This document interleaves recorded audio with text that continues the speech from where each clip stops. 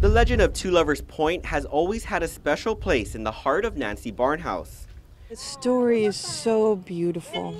It's just, the story struck me, especially at that time of my life. I was determined never to fall in love again.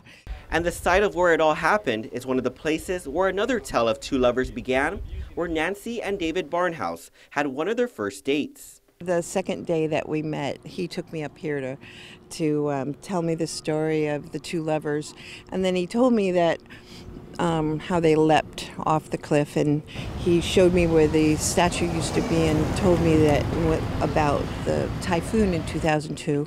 And then he told me that locals thought that it still existed on the island. And being a man who was courting me, he said, if that statue exists, I'm going to buy it, restore it, and bring it back here as a symbol of our love. I don't remember that.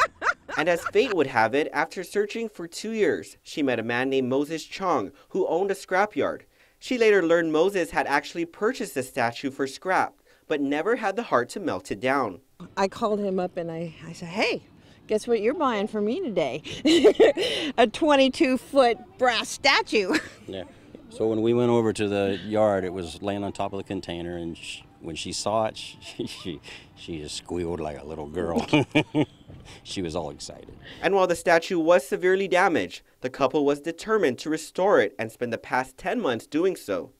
Leonard Calvo is the vice president of Calvo Enterprises and helped with paying for the design of the concrete base in order to make the statue structurally sound. Once we heard the story from Nancy and Dave, we said, wow, you can't make this up, right?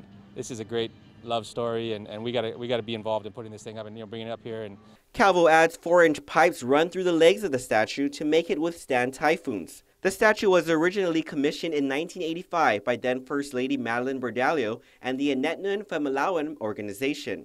And we worked together with them, and it took us several months, but now it's done, and we're all happy about it. Sometimes you do things and it exceeds the expectations, and this thing, it just totally did. So today, a rededication ceremony was held in honor of the statue's restoration, fittingly enough on the 2-year wedding anniversary date of Nancy and David.